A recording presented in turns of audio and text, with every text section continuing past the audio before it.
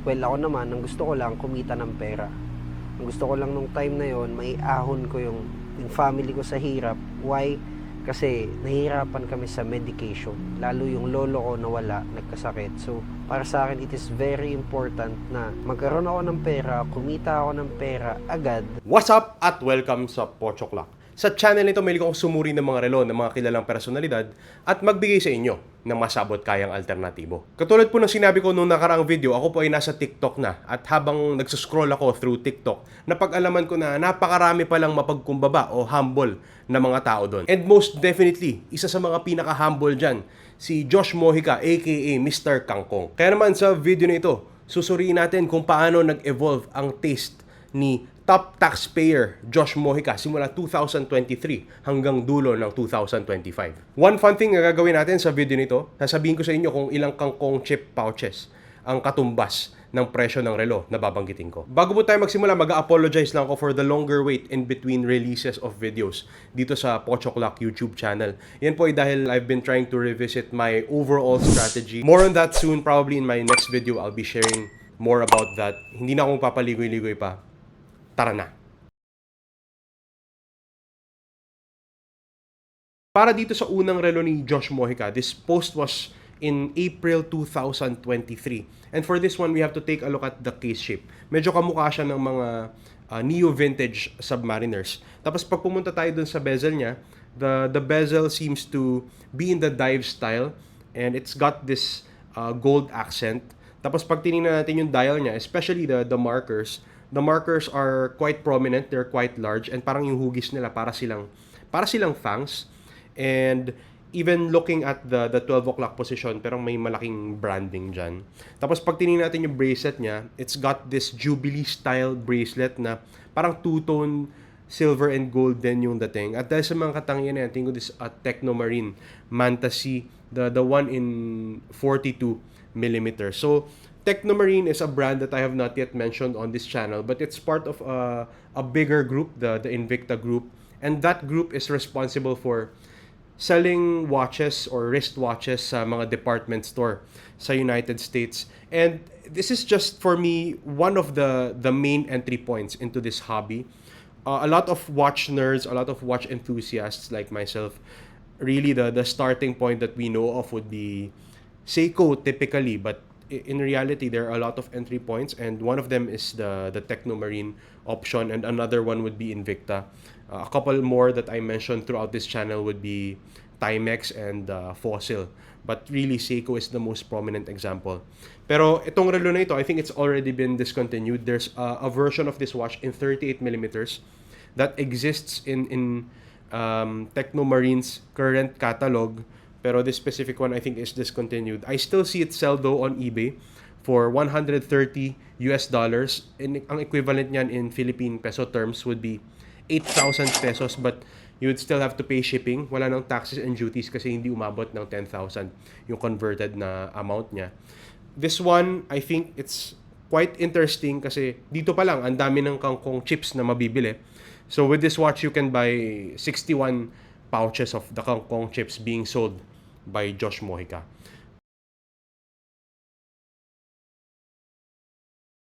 Ito namang relo na ito ni Josh Mojica, he posted this around June 2023. Ang kailangan nating tingnan dito, yung case shape niya. So it's got this to know shape na medyo familiar yan sa atin because on this channel we look at a lot of Richard Milles. And let's look at the case color as well. It's got this yellow gold tone. You look at the strap of this watch and we see the color green appear here, which is probably a tribute to the kangkong chips. Tapos tingnan natin yung dial display ng relo na ito na medyo complicated ang dating. At dahil sa mga katangian na yan, tingin ko this are Ralph Christian Intrepid Sport, the one in gold. So Ralph Christian is a brand that I personally have not heard of before I did the research for Josh Mojica's watches. And I think they're based in the UK or the US, so medyo malayo yung dalawang yan. And there's not a lot of history about this brand sa website nila, but they appear to give out this complicated or sophisticated branding, but with Ralph Christian parang medyo generic po yung pangalan. So I'm not a super fan, but I will not deny that this watch looks expensive, and it retails for 16,500 pesos. Pero medyo mataas ang value niya. So if you import that to the Philippines, you would have to pay shipping, taxes, and duties. In kangkong chips terms po, yan ay nasa mga 127 kangkong chip pouches. And generally, I am not a fan of this style. Pero given how expensive Richard Mille watches are, I think this is one of those paths na kung gusto nyo i-try, kung gusto nyo yung style, this is a good way to just try it out.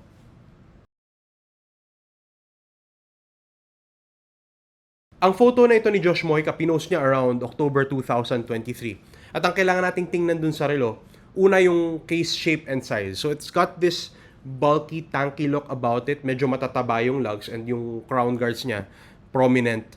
Let's then go inwards. Dun tayo sa bezel. Yung bezel ng relong ito, it's got the elapsed time bezel, typical of dive watches. And it's got this green color, especially yung insert niya na ang kintab. If we go further inwards, looking at the dial, it's got this dark color sa photo lang na ito.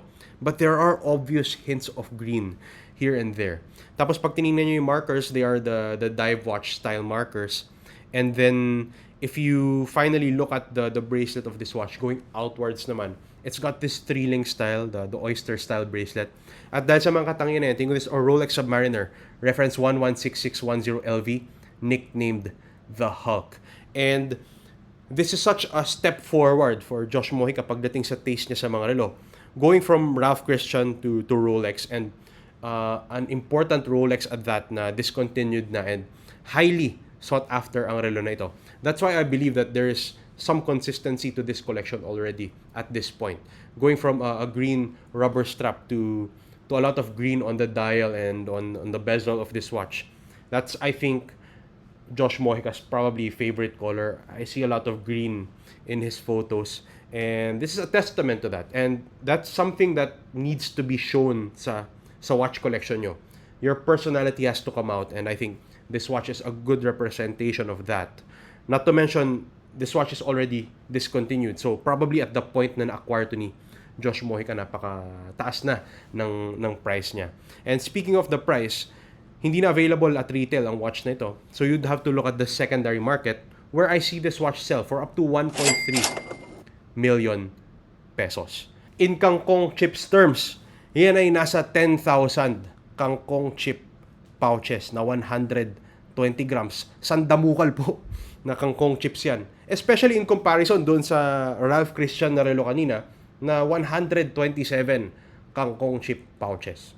So, pero ganyan po talaga ka-successful ang humble boy na si Josh Mojica. So para po sa mga tao na iniidolo si Josh Mojica, gustong gayahin ang look na ito, I am suggesting the Alba AS9V 33X2. So ang relo na ito kaya ako pinili because of the green bezel and the dial, the dive style. So the color green really is present sa relo na ito. And yun nga, kung idol nyo si Josh Mojica, mahilig kayo sa kangkong chips, magandang kulay naman ang green talaga. So in terms of the concessions, ang relo na ito, it's got a quartz movement. Its finishing is not going to be there, so it's going to be very rough around the edges. Size-wise, it's bigger by 1.5 millimeters on the official listings. Tapos, bukod dyan, the other thing na different sa relo na ito, you can swap it out for a different strap that comes with the watch, and that's actually an advantage rather than a concession. I'll put the link in the description kung interesado kayo sa relo na ito, because it retails for 6,000 pesos. That's less expensive than both of the earlier watches of Josh Mojica. And that's why I think this is an option that you should consider kung gusto nyo yung ganitong klaseng style. Ang photo na ito pinost ni Josh Mojica noong March 2024. At ang kailangan nating tingnan sa relo niya would be the case shape na parang hugis TV. Tapos parang may tenga sa gilid. Let's look at the bracelet of this watch na medyo distinctive, especially with those polished center links. It's important to note as well the integration of the case and the bracelet. This is probably an integrated bracelet sports watch, so medyo familiar na at this point.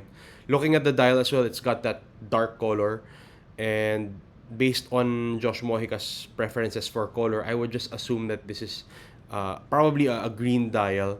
At dahil sa mga katangin natin, this is a Patek Philippe Nautilus 5711A with the olive green dial. This is a pretty rare watch. Ang 5711A in the first place is already quite a rare watch. Pero the green dial variant, or the olive green dial variant to be more precise, is even rarer than the white and the blue dial variants of the watch. That's because ni-launch lang ang relo na ito ng Patek Philippe in the middle of 2021. That was also the same year na diniscontinue ang 5711A collection altogether. At dahil dyan, napaka-rare nitong olive green dial. The 5711 collection has since been updated to the 5811 line of watches, pero ang relo na ito on the secondary market, I see it sell for up to $360,000 in Philippine peso terms. Yan ay 22.2 million pesos. That's a staggering amount of money, pero isipin nyo, magbabayad pa ng additional shipping, taxes, and duties kasi ang relo na ito, hindi ko nakikita masyado to dito sa Pilipinas. So if you think about it, this next step from the Hulk to the Nautilus is such a huge one, at hindi lang basta-basta Nautilus ito. It's the 5711A with the olive green dial. It sells for even more than the secondary market selling prices of the 5811 with the white gold case and bracelet. So just imagine how big of a step that is. So in Kangkong chips terms, makakabili ang halaga na yan ng 170,769 Kangkong chip pouches. At dahil sobrang mahal, kailangan nating humanap ng alternative. At alam nyo na to, the alternative I have for you is the Mido Multifort TV Big Date. Makikita nyo naman visually why I love to recommend it as an alternative to the Nautilus or the Aquanaut. Buti na lang meron ding green dial. So this one, you can check out chroniker.ph, ask them where they are in terms of their physical store. Binibenta nila to for 83,000 pesos, and I think this is just a good looking watch, and Mido in its own right has good heritage as well.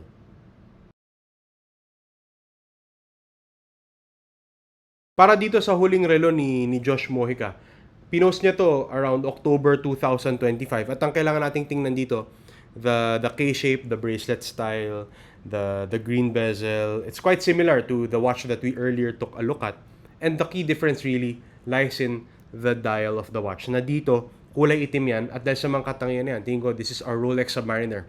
Reference 126610 LV, nicknamed the Starbucks. So ang relo nito is the updated version of the 116610 LV, and is actually a callback or a tribute to the original green bezel Submariner, the reference 16610 LV, nicknamed the Kermit. And this is such a cool watch to pay tribute to. The Kermit was released in 2003 to commemorate 50 years of the Rolex Submariner. Kaya ang relo na ito, with the updated, modernized look and specifications, is such a nice update to that watch. So ang relo na ito, it retails for 702,000 pesos. Pero kailangan yung pumila ng matagal sa Rolex kung gusto nyo mabili ang relo na ito.